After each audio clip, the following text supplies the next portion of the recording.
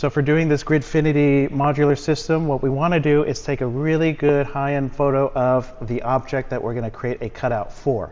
And I've done so on a cutting mat, which has a grid. Each square is a 1/2 inch by 1/2 inch. So that's going to help me later on when I bring this picture into Rhino. So I'm going to download this image. It's going to fall into my downloads folder. I'm going to come over here, and I'm going to start with a Rhino file, and I'm going to do a new one. And I'll say small objects millimeters, okay? And now in top view, I'm going to type in the command picture. Make sure you all write down that command, picture. Okay? What it allows you to do is bring in a picture into Rhino. So I'm going to choose my file. And the way you define the size of this picture is you choose one corner and then choose another corner, just like doing a rectangle. So for my first corner, I'm going to say 0 and hit enter. And then I'm going to choose whatever other corner that I want. At this point, it doesn't matter. I'm going to scale it correctly anyways, using this 1/2 inch by 1/2 inch as a reference. So let's select this new image. I'm going to right click layer 1, change object layer. I'm going to rename it, just clicking it once, and then call it image, whatever, okay, image. And I like doing that so I can turn this layer on and off as needed. I can also lock this layer, so now I don't move it on accident. So I'm going to unlock it. I'm going to select this image, and we're going to use the scale command. Just scale. There are multiple different types of scaling in Rhino. We're looking for scale. Hit enter. Okay. It'll normally ask you, what objects do you want to scale? I'm going to say this image. Click it, hit enter. Base point. So now I'm going to utilize this grid that I brought in, right? This picture.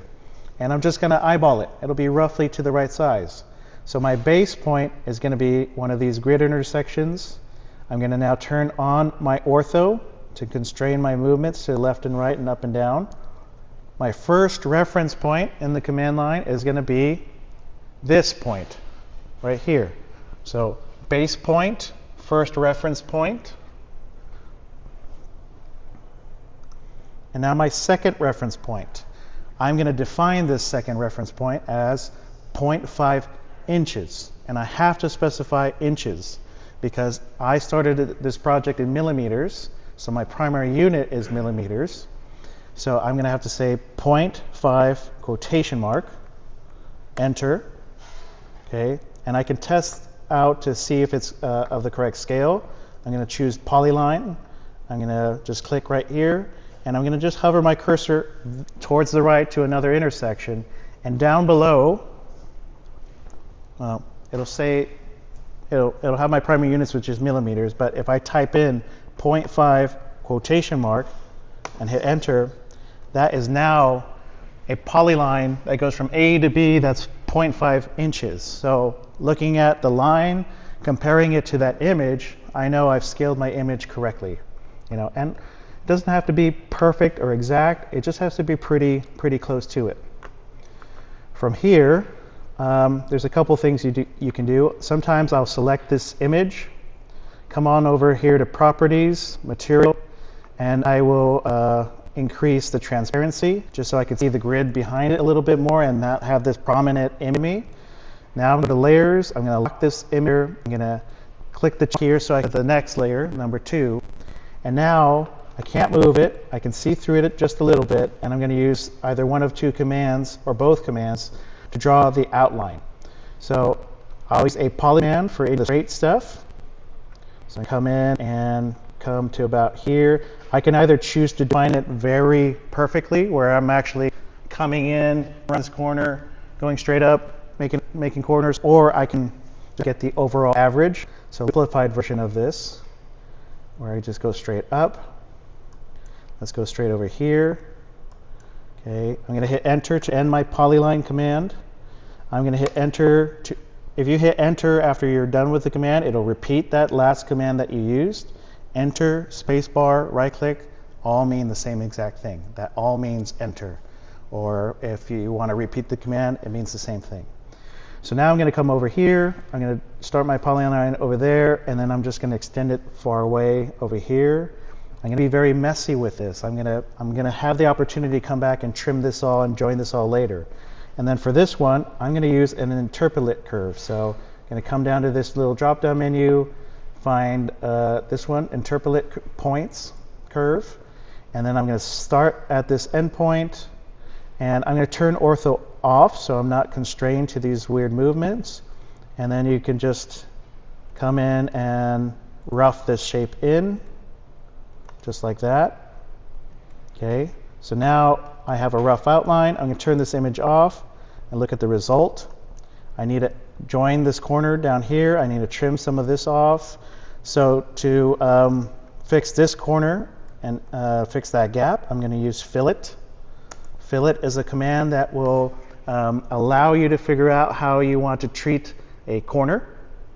And that means I can use any radius that I want, including 0-inch radius, which produces a sharp point. Or if I wanted to round it, it could be an 1/8 inch radius, 1-inch radius. It just depends on the size that we have. So for radius, R equals 0. Enter.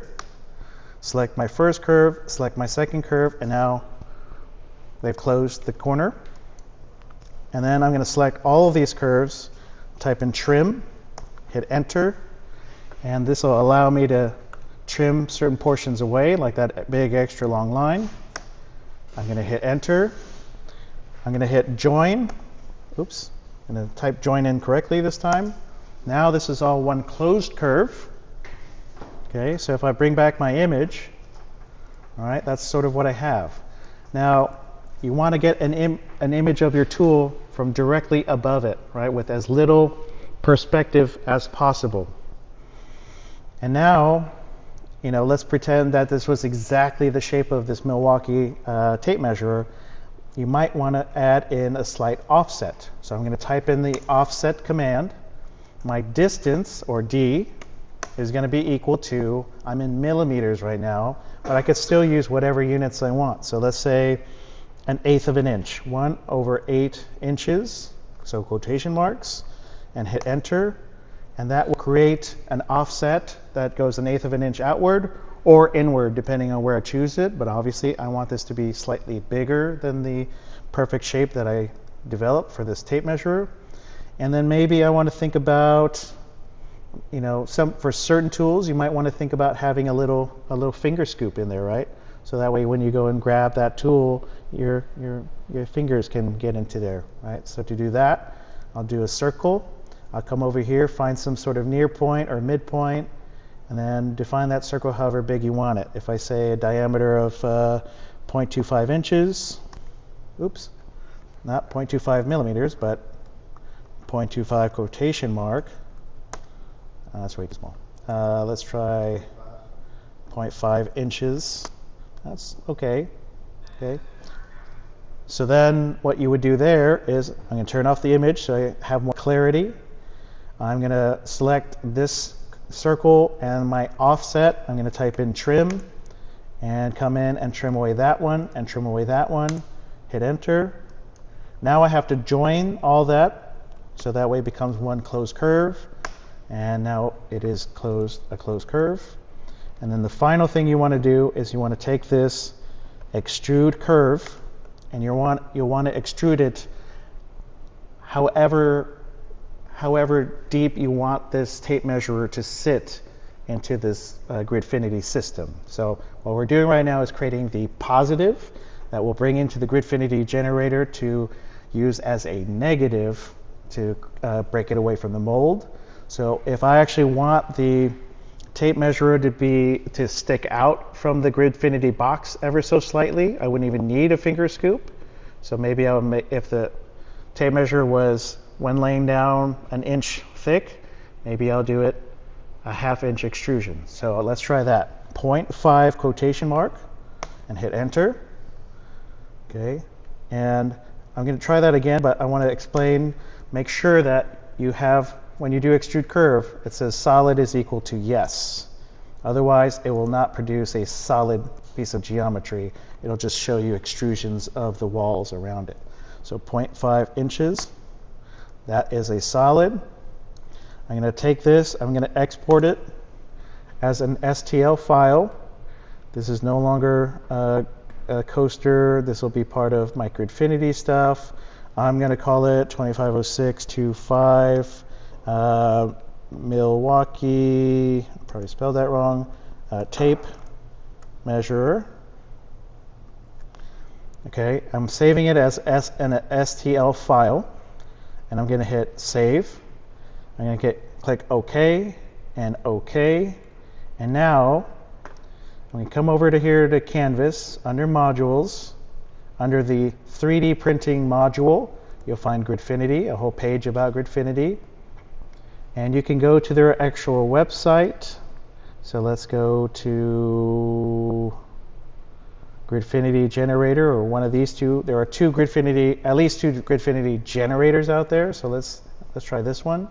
This is the one I want you to practice with. You're going to use this cutout over here. So I've already made tons of base plates. I'll be making more. This is if you want to create just some modular bins. You can actually create this box. You can say in the X, I want it to be 6 units. In the Y, I want it to be 6 units. I want it to have base magnets. I want it to have screw holes. You can do all that here, and it will compute it for you. And then it'll allow you to export it as an STL file, which you can go and slice and then 3D print. So let's go back.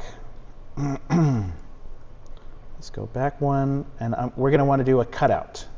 So for this cutout, I'm going to choose a file. I'm going to find my file. It should be exactly where I placed it and should be named exactly what I named it. There it is. So obviously it's not going to fit on a 2x2 box, but maybe if I try a 3x3 box, looks like that'll fit. I'll grab this. This generator has its own little gumball system, so I can use this red arrow to drag it over here. I can use this green arrow to drag it over here. And then now I can use this blue arrow to drag it upwards. Okay. And you want it to be near flush with the top surface of that. And it's going to create an actual scoop or cutout right into its own Gridfinity bin. We're going to say apply changes and close this. Okay. Now you can export, give it a name. Let's call this Gridfinity tape measurer. And I'm going to put 01 just in case I mess up and I need to go back. So export. It's going to my downloads folder here on my PC.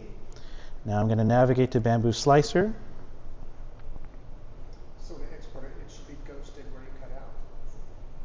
The image should have a ghost image where you cut it out. It should. So let's go File, New, Project. Let's do an import. Find our Gridfinity thing. Voila. Already ready to go. Not sure what's going on over here. Might have to play around with my 3D STL a little bit. And this thing is basically ready to slice, but something went on. I'm going to have to go back to this generator and resolve that. Well, that doesn't help. Yeah, those look like surfaces, not solid. Let's go back to a 3x3. Okay. Let's take this shape and scooch it on over a little bit more. Okay.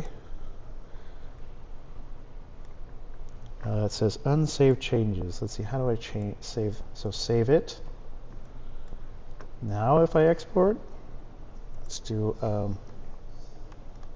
tape measure 02 maybe. Export. Delete that. Import. Still a little tacky. Well, play around with this. We will be doing this maybe not next week, but after. But start playing around with it. It's not due next week. Just start toying around with it and creating that STL file.